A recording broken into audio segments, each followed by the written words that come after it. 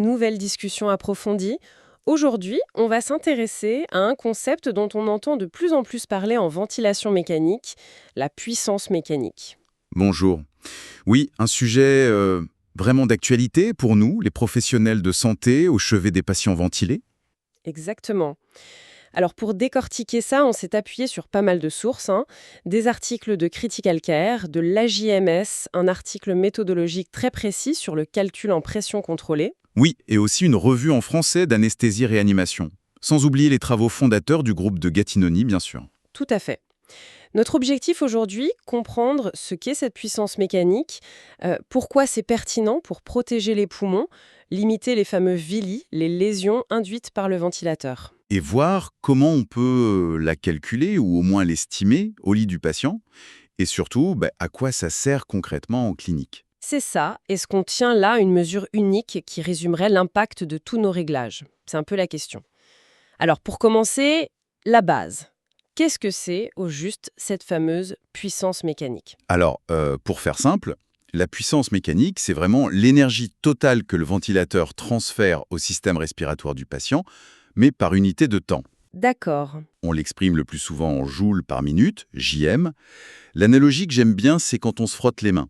L'énergie, la chaleur qu'on crée, ça dépend de la force, de la distance, de la vitesse, de la fréquence. Mhm. La puissance mécanique, c'est un peu ça. C'est l'équivalent de cette chaleur, cette énergie qu'on injecte dans le poumon chaque minute. C'est basé sur la première loi de la thermodynamique, en fait. L'énergie qui passe du ventilateur au poumon. Exactement. Et ce transfert d'énergie, s'il est trop important, il peut causer des dommages, des lésions au niveau cellulaire, tissulaire. Les VILI, quoi. Faut juste bien distinguer l'énergie par cycle, ça c'est le travail respiratoire en joules, et la puissance qui est cette énergie par minute. C'est le travail fois la fréquence. D'accord. Mais alors, pourquoi on s'y intéresse spécifiquement maintenant? On a déjà nos paramètres clés, le volume courant, la pression plateau, la pression motrice. Tout à fait. Et ces paramètres restent absolument essentiels, ne nous méprenons pas. Mais on a tendance à les regarder un peu chacun dans leur coin. Oui. L'intérêt de la puissance mécanique, c'est justement son côté intégrateur. Elle essaye de mettre dans une seule variable physique à la fois les facteurs statiques, pression, volume, et les facteurs dynamiques, Les facteurs dynamiques, c'est-à-dire? c'est-à-dire la fréquence respiratoire, combien de fois par minute on applique le stress, le débit inspiratoire, la vitesse à laquelle on gonfle le poumon, et même ce qu'on appelle le strain rate, la vitesse de déformation du tissu. Hmm. La puissance mécanique, elle tente de capturer l'effet cumulé de tout ça. La charge énergétique totale qu'on impose au poumon, qui est souvent fragile, notamment dans le SDRA. C'est une approche plus globale, si vous voulez. Donc, au lieu de vérifier séparément VT bas, P plate basse, delta P basse, on aurait une mesure qui dit attention, même si chaque paramètre pris isolément semble correct, l'ensemble représente une charge énergétique élevée. C'est exactement l'idée. Mathématiquement, ça découle de l'équation du mouvement du système respiratoire. Cette équation qui dit que la pression du ventilateur combat les résistances et distend l'élasticité. En intégrant cette équation sur un cycle et en multipliant par la fréquence, on obtient cette puissance qui reflète l'énergie liée à tous les réglages principaux. Et quels sont les réglages qui pèsent le plus lourd dans cette puissance mécanique? Alors, les contributeurs directs, ce sont principalement le volume courant, VT bien sûr, la fréquence respiratoire, FR, la pression motrice, delta P, donc P plate moins PP, la PP elle-même, et aussi le débit inspiratoire. Et puis, indirectement, il y a les caractéristiques du patient, sa résistance et son élastance, l'inverse de la compliance. Donc si j'augmente n'importe lequel de ces réglages, la puissance mécanique augmente. Par exemple, si j'augmente la FR pour gérer la PaCO2. En général, oui. Et l'impact n'est pas toujours linéaire. Par exemple, certaines études expérimentales montrent que doubler le VT, ça ne double pas la puissance, ça peut la quadrupler. Ça montre à quel point le volume est un levier puissant, c'est le cas de le dire. Ah oui, quand même. Doubler la FR, ça l'augmenterait plutôt de 40%, un facteur 1,4 environ. Doubler la PEP la doublerait à peu près, ce sont des ordres de grandeur. Mais ça montre que chaque réglage a un coût énergétique. D'ailleurs, l'inclusion de la PEP, ça a fait un peu débat au début. Ah bon? Pourquoi? Ça semble logique, c'est une pression qu'on applique. Oui, mais certains disaient « c'est une pression statique de fin d'expiration, elle ne participe pas au travail pendant l'inspiration ». Et c'est vrai que ça peut paraître un peu contre-intuitif. Oui, je vois l'argument. Comment une pression de base coûte de l'énergie à chaque cycle? L'explication, c'est que la PEP fixe le niveau d'énergie de base du poumon avant même le début de l'inspiration. Pour insuffler le volume courant, il faut fournir de l'énergie pour vaincre l'élastance, ça c'est lié à la pression motrice, mais aussi pour soulever ce volume contre la PEP qui est déjà là. C'est un peu comme soulever un poids depuis une table plutôt que depuis le sol. La hauteur de la table compte dans l'énergie totale dépensée. D'accord, l'énergie potentielle de départ. Voilà. Et des études expérimentales ont confirmé. Augmenter la PEP, même si on ne touche à rien d'autre, ça augmente la puissance mécanique calculée et ça augmente les lésions observées. Donc maintenant, tout le monde l'inclut dans les calculs. C'est clair. Bon, alors la question pratique, comment on fait pour l'avoir, ce chiffre, au lit du patient, si ce n'est pas affiché directement? Ah, c'est la question clé pour l'application clinique ventilatoire. La méthode de référence, le gold standard, c'est compliqué. C'est la méthode géométrique, basée sur l'analyse de la boucle pression-volume dynamique. La boucle PV? Oui, il faut enregistrer la pression et le volume en continu, à haute fréquence, calculer l'air sous la courbe inspiratoire, ça donne l'énergie par cycle, et multiplier par la fréquence. Très précis, mais Mais pas faisable en routine sans équipement spécial. exactement. Donc, en pratique, on se rabat sur des formules algébriques, des estimations, quoi. Des formules de calcul. Oui, des équations qui utilisent des paramètres plus faciles à obtenir sur le ventilateur. Elles varient un peu selon le mode utilisé. En ventilation contrôlée en volume, VCV, où le débit est constant, c'est un peu plus simple. Il y a des formules complètes, type Gattinoni, qui demandent une pause inspi pour mesurer la paix plate et bien séparer résistance et élastance. Mais il y a aussi des formules dites simplifiées ou surrogate, comme celle de Giosa. Elles n'utilisent que la pression de crête, P pic, la PEP, la ventilation minute, V, le débit, des choses souvent affichées. Elles font une estimation de la résistance. Et ça marche, ces formules simplifiées. C'est assez fiable? Écoutez, des études comme celle de Chumelo dans Critical Care ont comparé ces formules à la méthode de référence. Et les résultats sont plutôt bons. Ah. Mais que ce soit la formule complète ou la simplifiée, elles étaient bien corrélées à la référence, avec un biais faible. Ça suggère que pour la VCV, même la formule simplifiée sans pause inspi donne une estimation raisonnable pour le suivi quotidien. Maintenant, en ventilation contrôlée en pression PCV, là c'est historiquement plus coton. Pourquoi donc? Parce que le débit n'est pas constant, il est décélérant. La courbe pression-volume est moins carrée, les calculs sont plus complexes. Des formules ont été proposées, certaines très élaborées, d'autres plus simples, mais qui avaient tendance à surestimer un peu la puissance. D'accord. Mais là aussi, il y a du nouveau. Récemment, Snoop et son équipe ont proposé une formule pour la PCV qui est très simple et qui semble bien marcher. L'astuce, c'est d'utiliser la pression plateau, P plate, mesurée avec une petite pause en SPI à la place de la pression réglée. Ah, on mesure quand même la P plat en PCV. Oui, une courte pause suffit. Et d'après leur étude, cette formule simple basée sur la P plat est très bien corrélée à la référence, avec très peu de biais. C'est vraiment prometteur pour avoir une bonne estimation en PCV aussi. D'ailleurs, l'étude de Chumelo montrait déjà que même les anciennes formules simplifiées en PCV étaient pas si mal corrélées. Très intéressant. On voit que ça progresse vers des outils utilisables. Mais revenons à l'impact clinique. On peut donc avoir une estimation de cette puissance. Très bien. Et qu'est-ce que ça change pour moi au lit du malade? Savoir que mon patient est à 15 Gmin, qu'est-ce que j'en fais? C'est la question.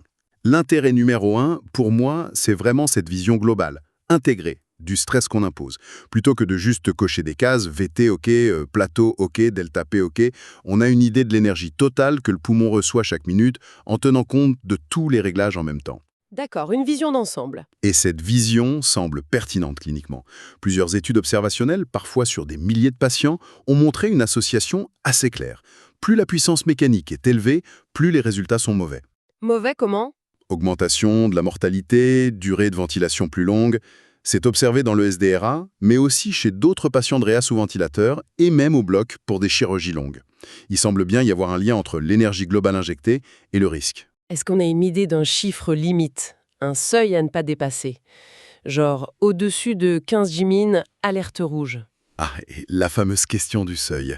Ce serait pratique, mais la réponse honnête, c'est qu'il n'y a pas encore de consensus clair sur un seuil universel. Ah zut! Oui, les études qui montrent l'association avec la mortalité, elles trouvent des seuils un peu différents.